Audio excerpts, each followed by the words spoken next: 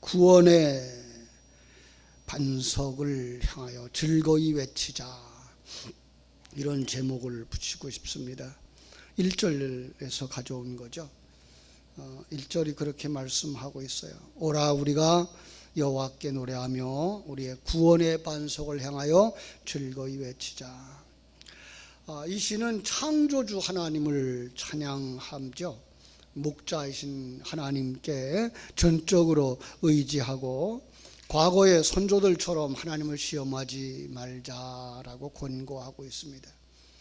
히브리서에서 이 시를 인용하면서 다윗의 글이라고 이렇게 한 걸 봐서 다윗의 시가 아닐까라는 생각을 하게 됩니다.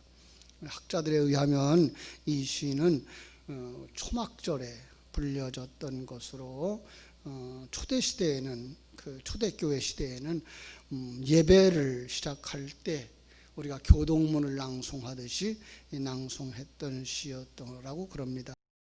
95편부터 이제 100편까지 6편의 시는 모두 다 창조주 하나님을 찬양하는 이 공통된 주제를 가지고 기록되어져 있습니다. 그래서 오늘부터 이렇게 앞으로 며칠 동안은 이 창조주 하나님을 깊이 묵상하면서 우리가 그 하나님을 만날 수 있는 시간이 됐으면 좋겠습니다. 1절로 7절에서 하나님을 찬양하죠. 그리고 8절로 11절에서 그 하나님께 순종할 것을 요구하고 있는 이런 시입니다. 그러니까 시인은 만왕의 왕이신 하나님을 찬양하는 자리로 백성들을 초대하면서 함께 그 하나님 앞에 나가자, 과거에 하나님을 거역했던 지난 역사를 청산하고 오직 하나님만 경배하자라고 이제 신앙의 회복을 이렇게 요구하고 있는 것을 보게 됩니다. 먼저 우리 모두를 찬양의 자리로 초대합니다. 다시 한번 봅니다. 오라 우리가 여호와께 노래하며 우리의 구원의 반석을 향하여 즐거이 외치자. 우리가 감사함으로 그 앞에 나아가며 시를 지어 즐거이 그를 노래하자. 오라, 하라크라는 단어인데요, 함께 갑시다, 함께 행동합시다. 어떻게? 함께 노래하자는 거죠. 함께 즐겁게 외치자는 거죠. 왜냐하면 우리 하나님은 너무나 위대하신 하나님이기 때문에 나 혼자 감격하고 나 혼자 느끼기에는 너무나 크신 분이고 나 혼자 찬송하기에는 너무나 참 크신 분이기 때문에 우리 함께 하자는 거예요. 뿐만 아니라 함께 구원의 자리에 나가자는 그러한 의미도 들어가 있는 거죠. 이 시인이 예를 들고 있는 것은 바로 구원의 반석 하나님을 향하여서 찬양하자라고 외치고 있는 거예요. 이 구원의 반석이라는 단어를 쓸 때에 미국을 여행하고 오신 목사님은 그랬어요. 그랜드 캐니언이 떠오르더라고. 가니까 그 얼마나 웅장하고 얼마나 놀라운지 저는 영상으로만 봤습니다만은 자신이 그 속에 들어가서 보니까는 자신을 마치 모래알과 같더라는 거예요. 그 큰 장엄한 계곡 속에 이것을 지으신 이가 하나님이라는 사실을 생각할 때 정말 하나님이 위대하다, 하나님이 크다라는 생각을 했다는 거예요. 다윗은 아마도 구원의 반석이라는 단어를 사용할 때 출애굽한 이스라엘 백성들 앞에 우뚝 솟은 시내산의 그 바위들을 떠오르게 하지는 않았을까? 흔들리지 않는 바위, 변함없는 바위, 그 약속을 따라 구원을 이루시는 하나님을 거기에 비유하고 있는 것은 아닐까라는 생각을 해보게 합니다. 그러한 경험과 조상적부터 내려오는 이야기들을 들은 이스라엘 백성들에게 이사야는 또 이렇게 나중에 이야기하죠. 이사야서 26장 4절에 보면 너희는 여호와를 영원히 신뢰하라. 주 여호와는 영원한 반석이다 라고 말씀합니다.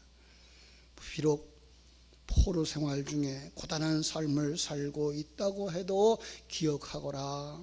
그리고 신뢰하거라. 우리 주 하나님은 반석이시다.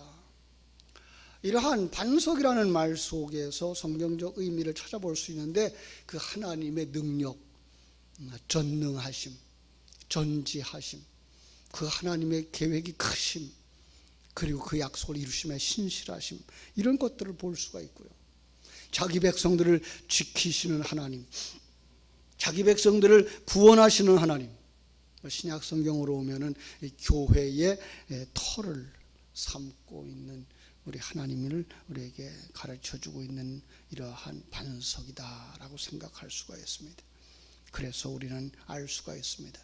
여기서 시인이 반석을 들고 나온 것은 하나님이 구원자라는 것입니다. 어떠한 구원자입니까? 능력 있는 구원자라는 거죠.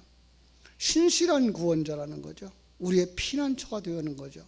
그래서 뭐라 그래요? 우리 함께 그 구원자 하나님을 찬양합시다 라고 말하고, 함께 그 구원의 하나님께 나아갑시다 라고 요구하고 있는 것입니다. 어떻게 나아갈까? 시인은 시를 지어 즐거이 노래하자 라고 말씀합니다. 하나님이 기뻐하시는 것은 재물이나 금은 보화가 아니라 하나님의 백성들의 그 마음, 거듭난 자들의 그 중심을 원하시는 하나님, 그 거듭난 마음으로, 그냥 그 하나님과 하나 되어진 그 마음으로, 그 하나님이 창조주인 것을 알기 때문에 그 앞에서 어린아이와 같이, 그죠? 마치 갓 태어난 강아지들이 어미 품에 안겨서 어머니 하나만 있으면 만족해하는 그 모습 가지고 시를 짓고 노래하자는 거죠. 그러면서 이제 그 시의 대상을 다시 한번 소개합니다. 3절, 여호와는 크신 하나님이요 모든 신들보다 크신 왕이기 때문이로다. 여기에 이런 한 단어를 하나 덧붙였으면 좋겠죠. 왜냐하면 이러하기 때문이다. 기쁜 마음과 큰 소리로 감사를 드려야 할 이유, 시를 지어서 찬양 드려야 할 그 대상은 하나님인데, 그 하나님은 크신 하나님이다. 가돌의 하나님이다. 위대한 하나님, 피조물과 대조를 이루는 창조주 하나님. 세상 사람들은 이 세상에 이런 것이 크다, 저런 것이 크다, 산이다, 높다, 바다가 크다라고 하지만 그런 것들 다 합친 것보다 더 크신 하나님, 모든 신들보다 크신 왕이다라고 말씀하고 있는 거예요. 이 새벽에 그 하나님이 느껴지고 그 하나님의 품에 안길 수 있는 믿음의 자리로 나아가는 여러분들이 되어지기를 주님의 이름으로 축원합니다. 땅의 깊은 곳이 그의 손 안에 있으며 산들의 높은 곳도 그의 것이로다. 바다도 그의 것이라 그가 만드셨고 육지도 그의 손이 지으셨도다. 너희가 그 하나님을 아느냐라는 거죠. 우리 하나님은 만물을 창조하신 분이다. 그러니 계곡이 아무리 깊어도 그분의 손 안에 있고 산들이 아무리 높아도 그분의 손 안에 있다. 내가 생각하기를 꼭대기 높은 것 같지만 그곳조차도 하나님의 손 안에 있는 피조세계일 뿐이라고 하는 것이죠. 인간의 일상적인 관측 능력 밖에 있는 모든 것들을 다 합친다고 할지라도 그 모든 것들은 하나님의 그 영역 안에 있는 것이죠. 그러므로 6절, 하나님 앞에 무릎을 꿇자 이렇게 나오는 거예요. 다시 한번 이야기합니다. 오라, 다시 한번 초청합니다. 함께 갑시다. 함께 우리가 굽혀 경배하며 우리를 지으신 여호와 앞에 무릎을 꿇읍시다. 이 천지의 대주제이신 여호와께 우리가 할 일은 꿇어 그를 경배하는 것입니다. 이게 믿음이죠. 창조자요, 구원자요, 우리를 백성 삼으신 왕이니 그에게 무릎을 꿇고 경배하자. 7절 8절이 그걸 설명해 줍니다. 그는 우리의 하나님이요 우리는 그의 기르시는 백성이며 그의 손이 돌보시는 양이기 때문이라. 너희가 오늘 그의 음성을 듣거든 너희는 무리바에서와 같이 또 광야의 마사에서 지냈던 날과 같이 너희 마음을 완악하게 하지 말아라. 이 개역성경은 너희가 오늘날 그 음성 듣기를 원하노라, 이르시기를 너희는 무리바에서와 같이 또 광야 마사의 날과 같이 너의 마음을 강팍하게 하지 말지어다 라고 말씀하고 있습니다. 이스라엘 백성들은 무리바에서 마사에서 하나님의 기적으로 반석을 쳐서 물을 나오게 해서 마시면서 하나님께서 주시는 만나로 새벽마다 양식을 얻어 배불리 먹었으면서도 불구하고 그들은 하나님을 불순종했던 그 과거처럼 하지 말라는 거예요. 정말로 이 시대에 우리 자신들을 돌아보며 나는 어떻게 행동하고 있는가 점검하게 하는 귀한 말씀입니다. 여러분, 하나님의 인도하심을 받고 있는지요? 하나님에게 순종하고 있는지요? 정말 하나님이 크시고 하나님이 나의 왕 되시며 하나님이 나의 목자 되신다고 말할 때에 왕이신 그 앞에 있는 한 사람 백성처럼 목자 앞에 한 마리 어린 양처럼 주님 앞에 순종하는 복된 자들, 그 자리로 나가기를 주님의 이름으로 축복합니다. 다윗은 시편 23편에서 고백을 했죠. 여호와가 나의 목자시니 내게 부족함이 없습니다. 여호와, 이 시편 23편을 그저 암송하고 노래만 할 것이 아니라 그냥 정말로 푸른 초장 맑은 물가로 인도하심을 믿고 순종하며 따라가는 하나님의 양들이 되었으면 합니다. 그때의 구절입니다. 조상들이 내가 행한 것을 보고도 나를 시험하고 조사하였었도단다. 그랬단다. 참 안타까움을 다시 한번 생각나게 만드는 거죠. 이스라엘 조상들이 광야 40년 동안 하나님의 능력과 그 하나님의 선하심을 누리는 삶을 살았어요. 그런데도 불구하고 그때마다 하나님을 시험했다는 거예요. 왜 그랬을까요? 하나님이 보이지 않아서? 아직도 남아있는 애굽에 대한 그리움 때문에? 그럴 수 있습니다. 아직도 남아있는 옛사람의 속성 때문에. 바울 사도도 로마서를 기록하면서 그렇게 고백하지 않습니까? 오라 나는 곤고한 사람이로다. 이 사망의 몸에서 누가 나를 건져내랴. 이 사망의 몸이라고 하는 건 그 죄인이 살해한 자를 자기 몸에 묶어놓은 형벌로 죽은 자가 내 몸에 붙어 있는 거예요. 점점 썩어져가는 모습을 보면서, 그죠? 바로 우리의 모습인 거죠. 옛사람이 아직도 내 속에 붙어 있는 거예요. 이게 떨어져 나가야 되겠는데 아직도 남아 있는 거예요. 새 사람으로 살아가는 그 은혜의 삶을 살려고 하면 또 기어 나오고, 순종의 삶을 살려고 하면 또 기어 나오고, 정말 탄식할 수밖에 없고 하나님의 진노를 당할 수밖에 없었던 광야의 그 이스라엘 백성들의 발걸음을 생각나게 만드는 사건이라고 말할 것입니다. 모세를 통해서 반석을 쳐서 물이 나오게 해주셨고, 뿐만 아니라 새벽마다 만나를 내려주셨지만, 그러나 그때마다 그 이스라엘 백성들은 하나님을 시험했다는 거예요. 오늘 우리에게 어떤 기적과 표적이 있습니까?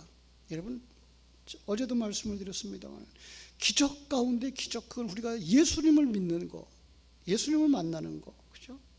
하나님의 존재, 하나님을 아는 거. 그런데 불구하고 그 하나님에게 자신을 맡기지 못한다고 하는 것은 오늘 주님께서 성경을 통해서 우리들에게 보여주면서 이스라엘 백성들처럼 하지 마라 라고 말씀하시는 음성은 아닐까라는 생각을 하게 됩니다. 다시 한번 말씀합니다. 10절. 왜냐하면 내가 40년 동안 그 세대로 말미암아 근심하여 이르기를 그들은 마음이 미혹된 백성이라 내 길을 알지 못한다 하였도다. 40년 동안 히브리서 3장 9절에서는요 이 말씀을 인용하면서 이렇게 얘기합니다. 거기서 너희 열조가 나를 시험하여 참으로 중험하고 40년 동안 나의 행사를 보았도다.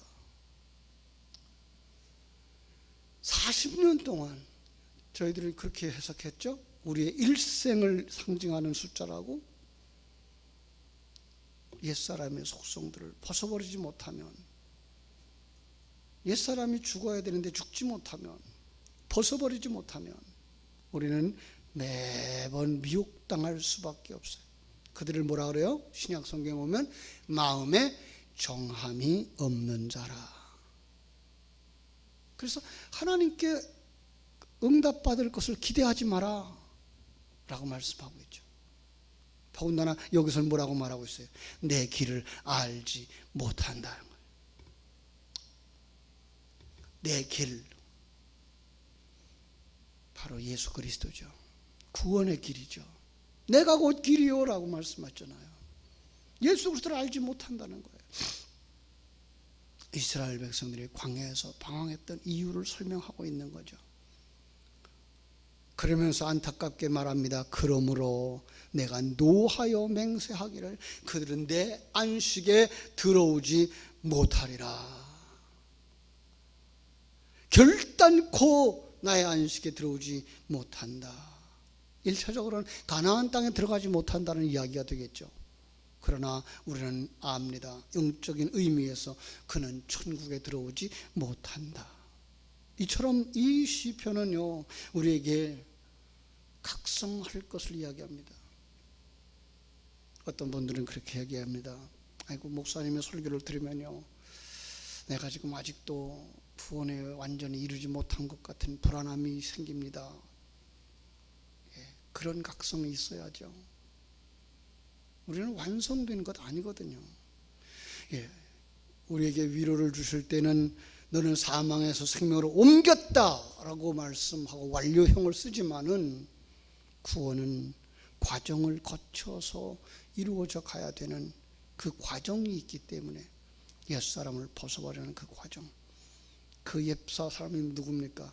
세상적인 가치관, 세상적인 관점, 세상적인 경쟁 구조, 그것들을 벗어버리기 위해서는 하나님의 그 큰 은혜, 그리고 하나님의 가치관, 하나님의 평가 기준, 그런 것들을 알 때 우리는 그것을 벗어버린 평안함을 누릴 수 있으며 하늘나라를 소유한 자다운 넉넉함을 가지고 사랑을 베풀며 포용하며 여유 있게 복음을 전하며 살아가게 될 줄로 믿습니다.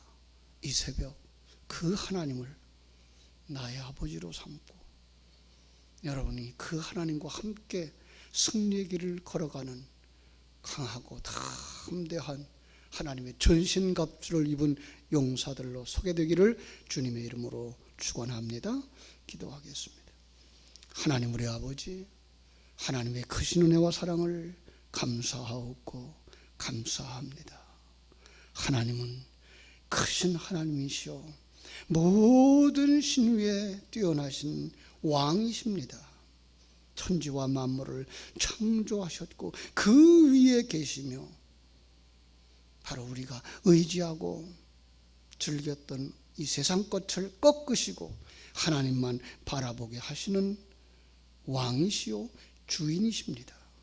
아버지, 오늘도 여전히 세상에 빠져가려고 하는 우리들을 부르시며 함께 하나님 앞에 나아가자, 함께 소리 높여 여호와를 찬양하자라고 초청하시는 아버지요, 정녕 다윗의 고백처럼 시편의 23편을 우리의 심령 깊은 곳에서 묵상하면서 하나님께서 주신 귀한 말씀 속에서 광야의 이스라엘 백성들처럼 하지 말게 해주시고 순종하며 주의 사랑을 받고 영원한 하나님의 나라에 들어가서 아버지 아브라함의 품에 안길 수 있는 복된 성도들이 되기를 소망하는 복 있는 성도들이 다 되게 하여 주시옵소서.